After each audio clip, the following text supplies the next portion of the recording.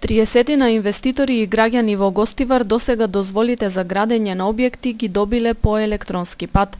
Електронскиот систем за издавање на одобренија за градба беше воведен летово, а првите дозволи Гостиварската локална самоуправа ги издаде во септември. Одговорните во општинскиот сектор за урбанизам оценуваат дека процесот се одвива со добра динамика. Во делот на електронските одобренија, значи како општина стоиме многу добро. До сега сме издавали 28 правосудно електронски одобренија, значи од 1 јуни до овој момент. Исто така имаме околу 20 предмети што се во постапка.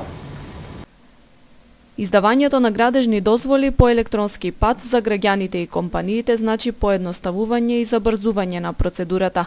Целокупната постапка за добивање на одобренија за градење, од поднесувањето на барање до издавањето на градежната дозвола, оди во 4 чекори. Барањето заедно со потребните документи се внесува во системот, а доставените документи електронски се потпишуваат и се проследуваат до општината.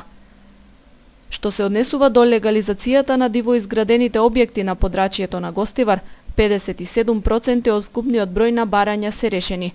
Останатите се во процедура или чекаат на комплетирање на документацијата. Сме успеали околу 57% од сите од вкупниот број на барања, значи да ги завршиме како предмети.